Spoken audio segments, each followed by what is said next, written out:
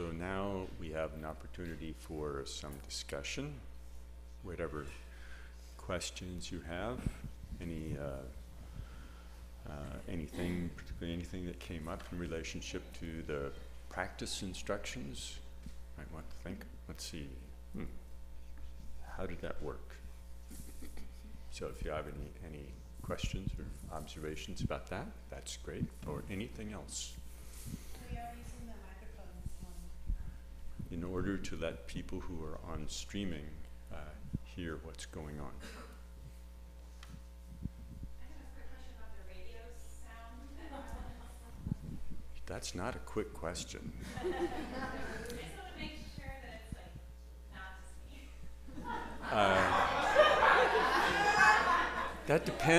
That depends entirely on which station you're hearing. Yeah.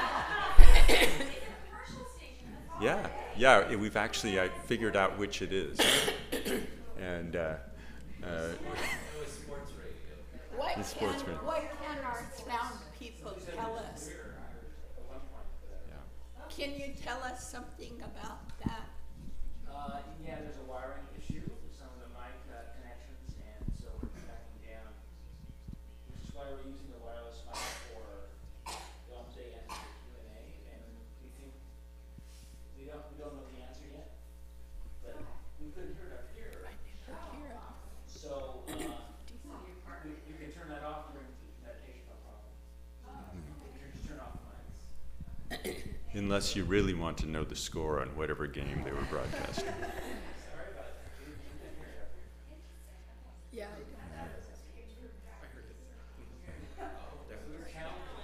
Yeah. There was an antidote to meditation.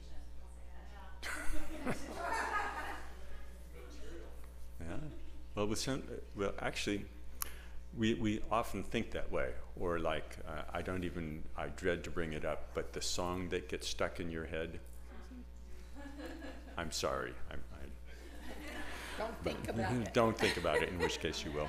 But any experience like that is sustained, you can actually go, cool, I have something that is not going to evaporate the instant that I put my attention on it. So you can investigate the experience. You can actually, or just using the practice that we were doing, of turning the attention back to the awareness. You have this object there, but you're aware of it, and just turning the attention back to it. So you can actually just go, cool, and use it in a very, very direct way, instead of swatting at it like some bug that's buzzing around your head and just won't leave you alone. So it's actually that's actually a good piece to be able to use.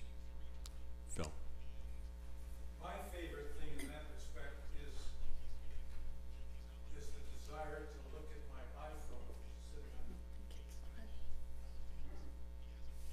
on. My favorite thing is to look at the impulse to look at my iPhone and see how many minutes are left in meditation. And so I've gotten finally to the point where I see that impulse and I look at that impulse. Oh, where does that come from? Where does that impatience come from? And just to kind of investigate the source. Who is that really wants this to be over with? And who's hoping that there are only like 30 seconds left, and who is dismayed to see that there are in fact 7 minutes left in this session.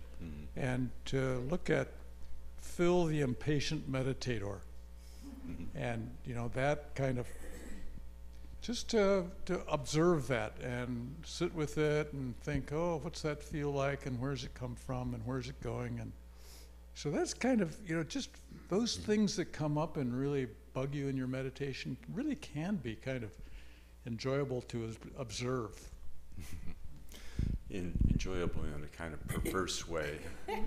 They're still irritating, but it becomes interesting. Even boredom can become fascinating, which is kind of the ultimate oxymoron. But But it can become fascinating. The one, when you say to look where it came from, the one thing within the framework of meditation, in that case, you're not looking from a kind of an analytical perspective of trying to explain kind of why, trying to figure out an explanation for why am I irritated. That could be another separate practice, but right in the moment of noticing the irritation, where is that experience? How is it actually arising? It's more the how, looking at the how of it than the why, kind of the reasons, because the reasons get you back into stories about things. So actually being able to look and see, how is that actually arising? And all of these things are, this is the aspect of practice that's actually more portable in between sessions. Because if our practice, if we have a narrow view of our practice, where practice is defined by this calm, completely quiet space. If that's all that practice is, then anything that's outside of that will make us only compare it back to that. So being actually able to utilize all these things in a very direct way is more portable, because stuff like that is going on all the time. Do you have any thoughts? Yeah. Well, to me, what I noticed,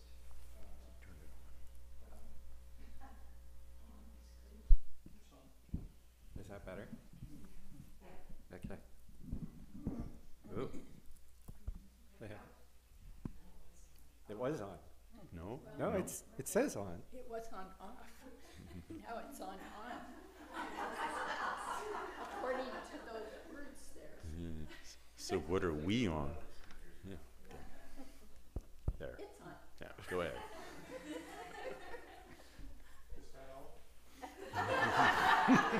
That's all I had to say. Thank you. Contemplate that.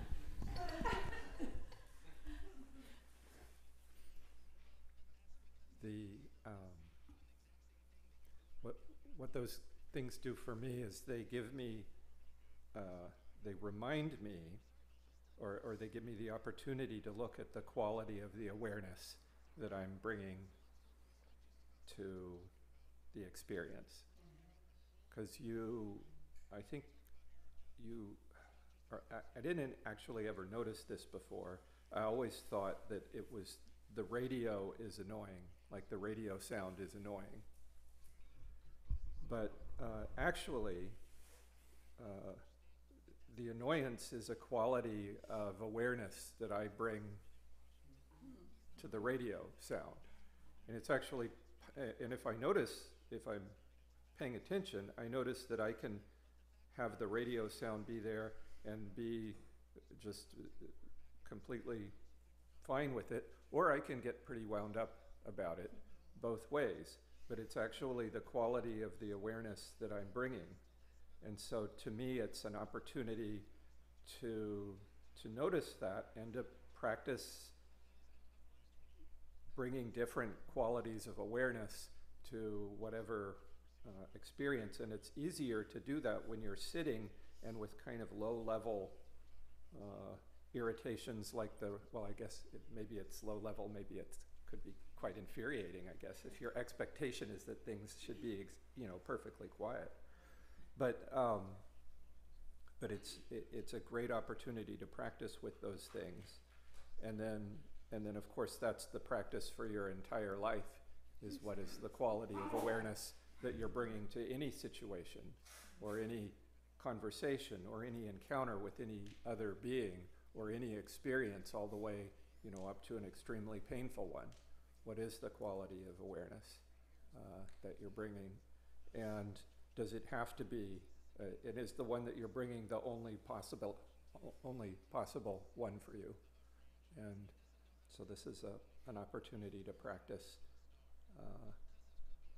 actually working with the quality of your awareness. And that's why why Eric should not leave us. Sorry, but I have to say it. What it brought to my mind is the thing about sound is recently I was sitting at the new place I'm staying, and another person starts running the leaf blowers. And the instant of irritation rising in me, not from the leaf blower, the person doing that likes the leaf blower. They're getting paid, it's a job. The one who hires them likes the leaf blower. And I remembered something Kempo Lodrodonio said, and it's been said before, all sounds are the sound of the mantra. So I really started trying to hear when we're doing Chenrezig, the Om Mani Padme, Om Mani Padme, Om Mani Padme, with the whole group doing it.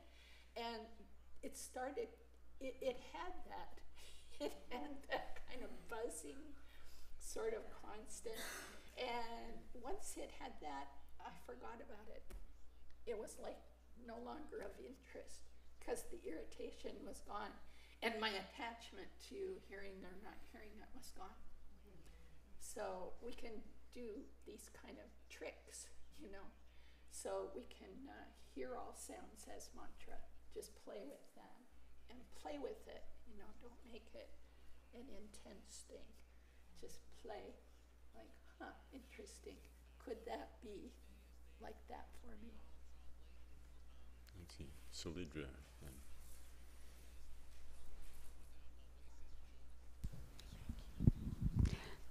I really appreciated you reminding us of that teaching.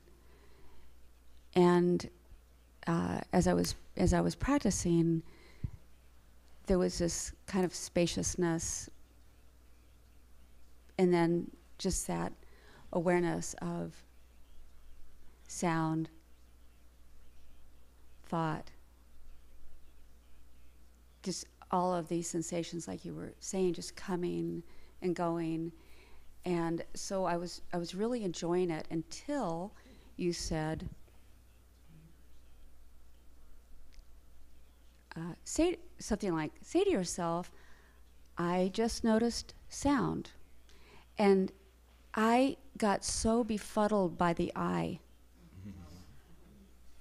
And it was such an interesting experience to kind of be in this very open place, notice, just aware of this coming and going. And then the I got in there, and it was like this big elephant jumped in the middle of my pool of tranquility. And I didn't know what to do with it. And it surprised me. And so, there's that inquiry of, well, what's the I, and is there an I, and there's, and then I was kind of caught in the nothingness of I, which became a very mental thing, and I lost, and so I just wonder if you would speak to that. Well, in this case, this is an example of the exceptions that we make in our practice, that certain things are kind of real distractions and other things we might treat as just experience. And in this case, it felt very sort of real and disturbing to have this experience that you related arise. But that's also something else you could just turn the awareness back, so, as though you don't even have to say I'm aware of this, which does get things kind of befuddled. But just the method is just to turn the awareness back to itself. Mm-hmm.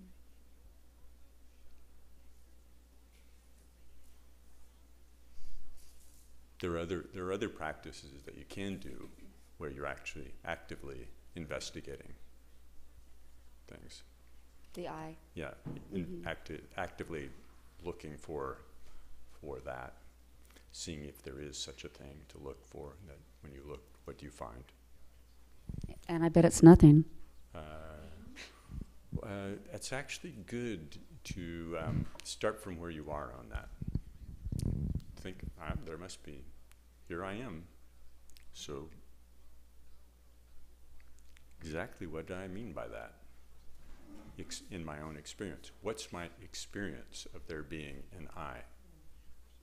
Start from that one. When we know the answer that's for that chapter that's in the back of the book, I remember in some books, like they'd have the answers, but they'd be written upside down or something like that. So Yeah, the answer's nothing. and we know the answer. We know what the answer is. Then we get, we lose the benefit of the actual investigation. Mm-hmm. Yeah, that's So in this case, that's kind of it's a separate practice. In this, it's more just, oh, mm-hmm. this would not arise in experience without awareness. Turn the attention back to awareness. What I find is that I can do what Bill's talking about for a bit, and then because my habit's so conceptual, I can use my conceptual habit to do a quick question like what Phil did. Who is this I? You know, and just be there and know that you've shifted to analytical meditation for a moment. You know you've shifted there. Look at it, okay.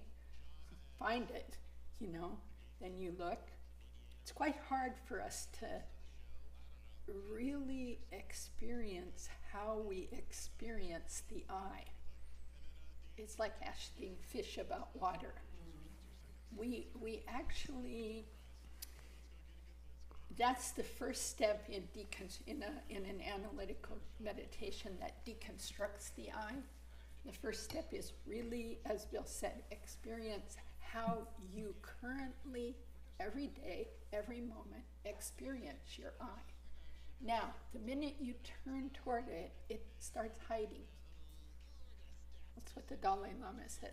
You'll turn toward it and it'll start hiding, and already the I has taken over the analysis to hide itself.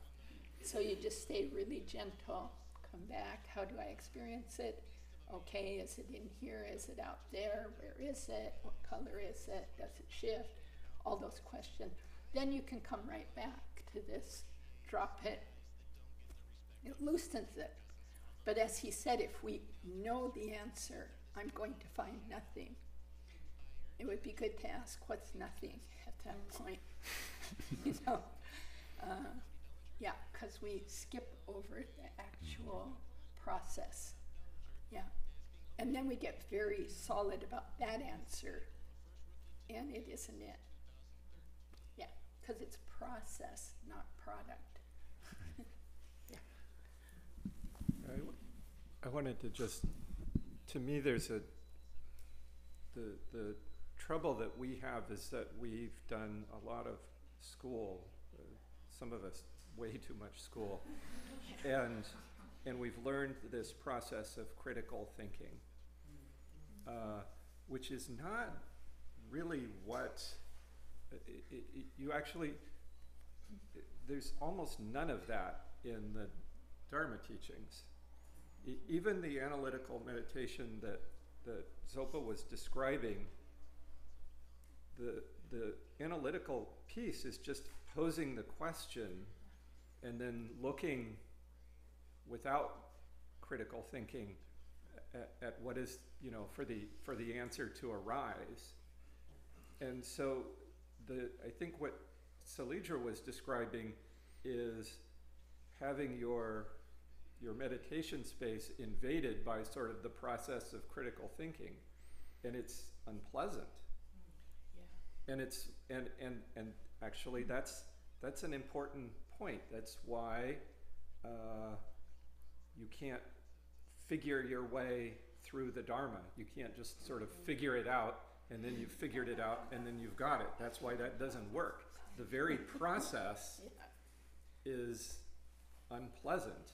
And actually, it's not that it's not useful. It's very useful in some situations, I think, although, you know, I don't know, maybe if I could do the other, maybe I'd use that all the time. Yeah. But it's not useful in meditation practice, and it ties to what I was saying earlier about what is the quality of your awareness that you bring. The critical thinking brings a very narrow focused awareness that is pretty closed down, and it's useful for problem solving, but not useful for Dharma practice, except maybe as a powerful example of why an alternative is necessary. And it may, as Eric said, it may not even be so useful in our everyday lives. You know how in our everyday lives we obsess on a problem and go like this, and it does not get solved. Then you go out and garden, or you go for a walk, or you stop trying to do that, and pop. You know, that's that. It's really too much I in it, in the process. If that makes sense. Maybe it's good for taking the SATs. Or it may not be, because it's not very relaxed. I would have liked to I have be to more take my relaxed. board exam. Maybe I'll try. Yeah, Maybe I'll try that. some kind of balance. Anyway. So Linda, you had a. All right. Okay, Cynthia.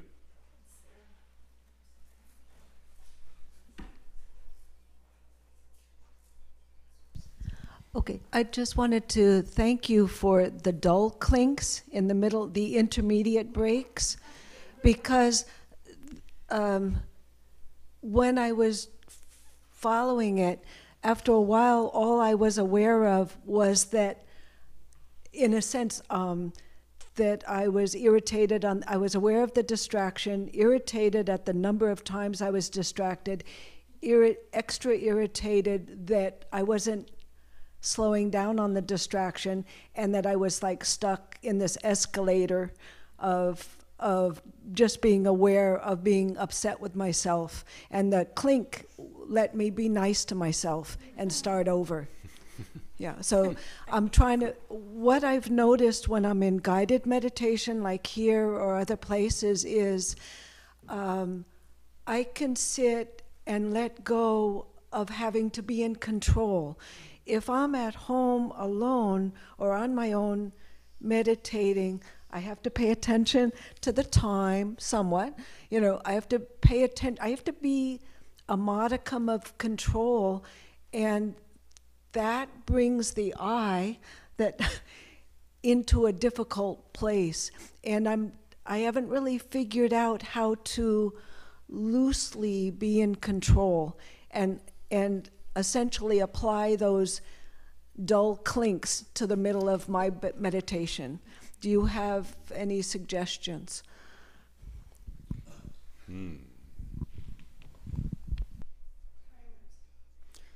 Yeah, there are technical tools for getting rid of a timer that's behind you, so you can't look at it.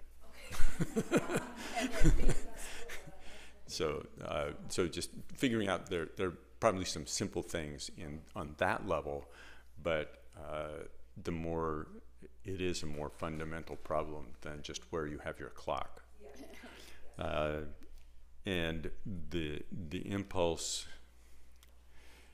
you described a very kind of particular impulse towards control. You described irritation with being distracted, and irritation with the number of times that you were distracted. And awareness of them, but Yeah. still.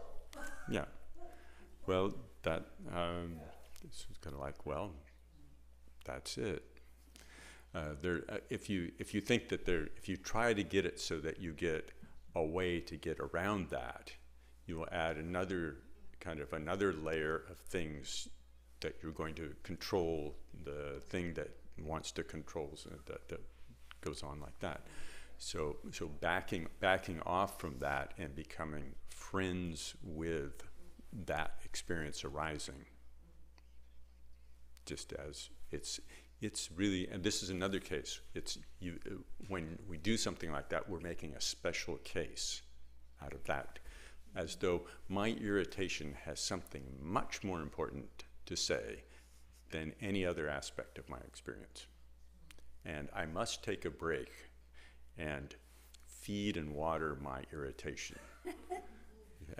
I really need to nourish this because it's really telling me something very, very important right now. And so I have to, this is like a message from your sponsor in the middle of the movie where you wish that you'd gotten the channel that doesn't have any advertisements.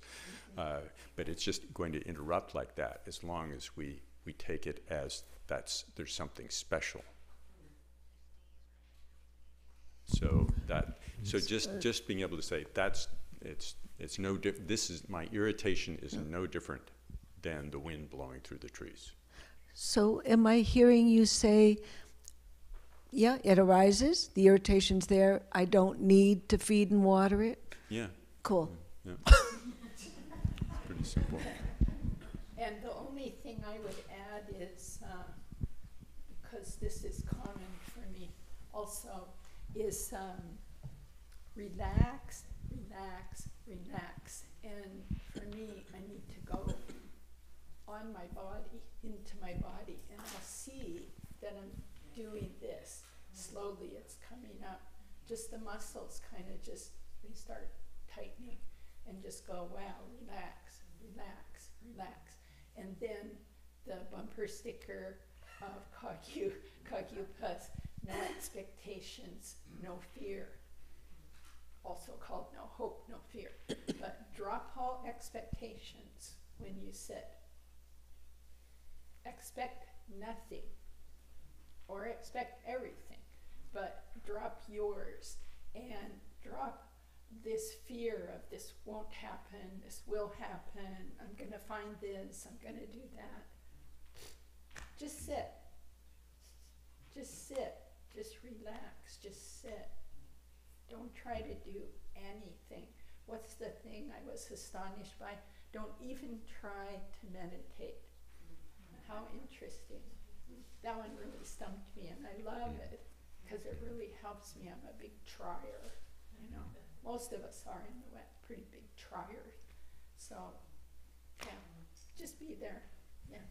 Another thing that happens you can do with however you induce that moment in your practice is because it does take some effort to, to step in, just kind of sit up and say, let's see now, breath, this breath thing. What's that? So that takes some energy and some effort and some intention. But one of the pieces is just to be able to use a brief moment to give up any sense of control and just witness. And we can only do that briefly because we'll turn the witnessing into some kind of job too.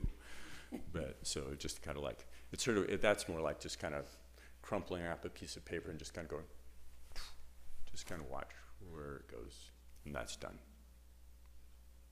So it just, like witness. And then you go on. Then you go on. So, Linda. So I have no idea if I'm going to be able to articulate this or not, but I really appreciated that you went back to that practice, and also that you made shorter sessions back and forth, because I'm not skillful enough to sustain either one of them for much longer than that time. But Khenpo Rinpoche came to that practice on Sunday morning. It seemed to me like he built, when he was speaking about the ultimate on Sunday morning, and like he had built very carefully to that, the practice of looking at all the senses and whatever. And I've gone back to my notes there, and I don't necessarily trust my notes. So I want to make sure that I'm not making something of this that wasn't intended.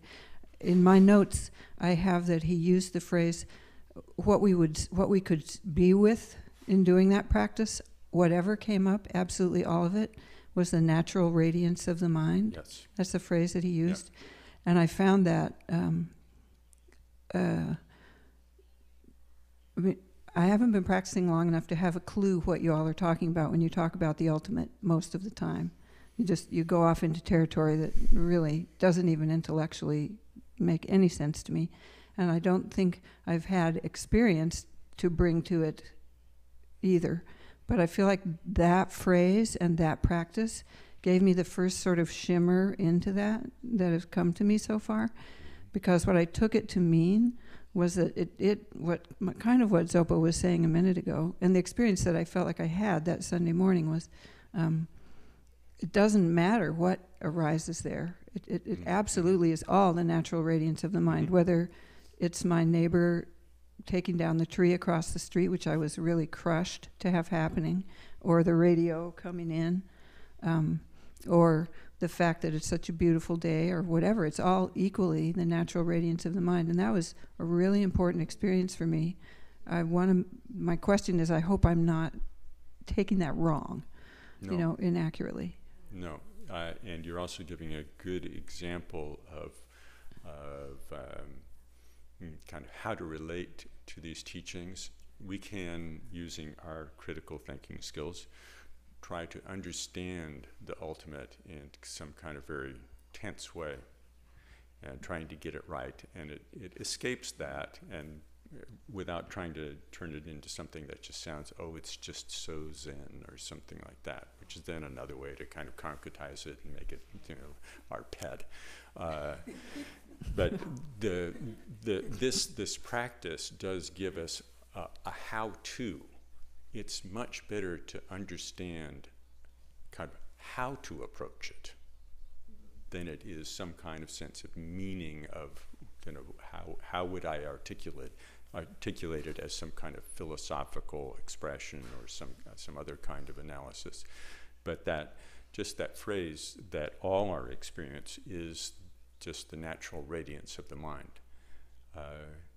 Even if we take kind of a materialist view of how experience is synthesized into a kind of into reality, the reality that we experience, it's not independent from consciousness. It's not independent from awareness. And the more closer we look, the more we can see it actually is the play of the mind. And so if we say, well, actually, I haven't experienced something, it's kind of like you have something with two sides. I haven't experienced it from this side, but if somebody says, they're inseparable, well, I know what this one's like. Maybe if I just go deeper into this experience where I'm starting from, if I go deeper in and can have some appreciation for the potential of that, then we have a way to do this. We have a process. We understand kind of the how of it. And that is far more important than anything else. So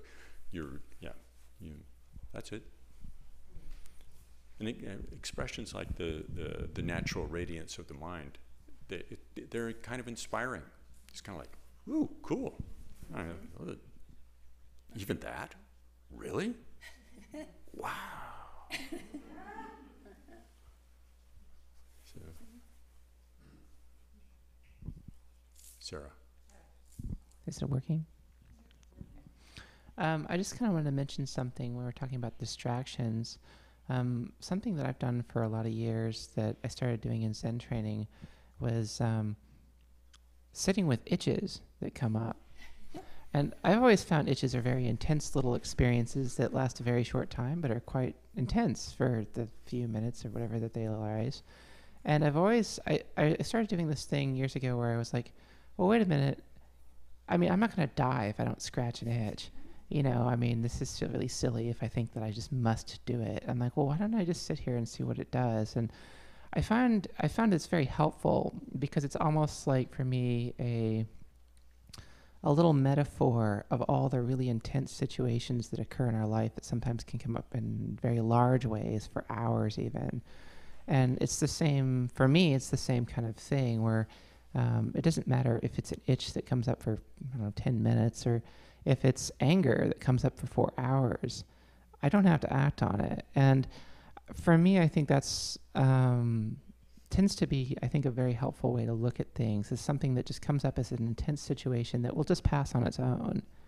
And that just sitting through it, I find that things like that come up in sitting are really helpful, because it's sort of like I don't know, like working on an exercise. It's like if I bring it on the cushion, then it's like, okay, well, here I am. I'm sort of deliberately sitting. I'm not like caught off guard. I'm sort of saying I'm actually going to do this. If we're out in the world, if anger or frustration or sadness or whatever comes up, it's, we're not always aware that it's going to happen, and we could be doing our job, and then all of a sudden we're blindsided.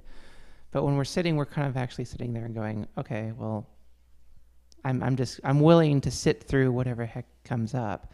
And so I actually find this very helpful when those things come up, because it's like it just kind of builds up that willingness to sit through whatever intensities are arising. So I just thought I'd pass it on for whatever it's worth. Yeah, itches are particularly good. I once was making some kind of statement very, very close to the language that you said, like an itch is not a terminal condition. And somebody else, I remember it was a monk, he said, "Speak for yourself."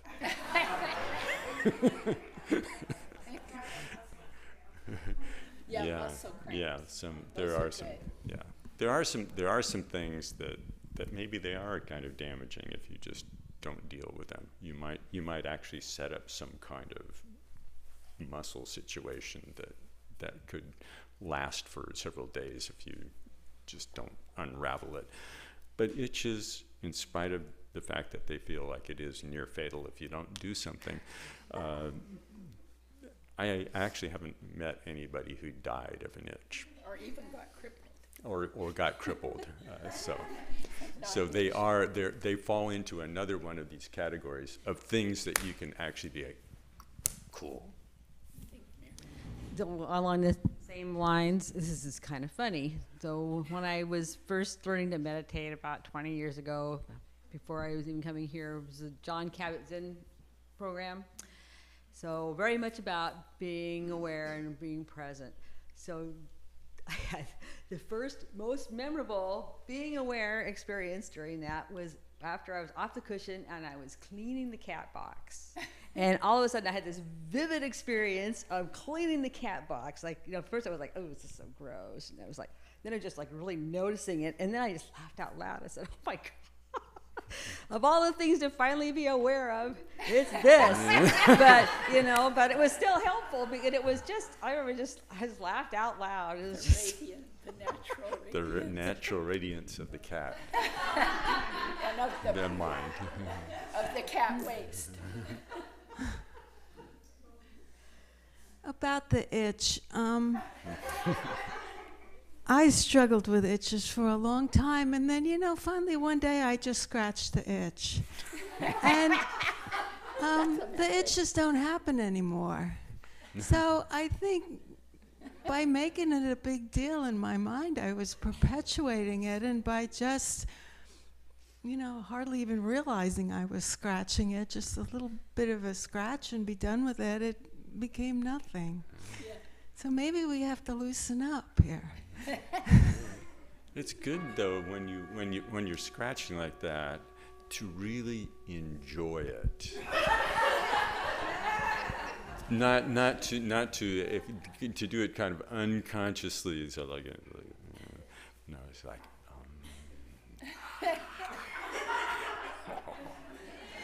So you're there with the irritation. You're there with the pleasantness of it. You're there with the whole cycle of it. All the natural radiance. All the natural. Yeah. So Miriam has rung the bell,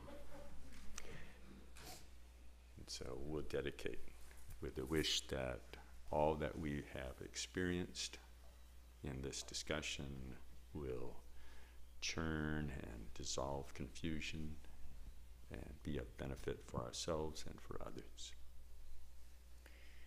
By this virtue may I quickly realize Mahamudra and establish all beings without exception in this state.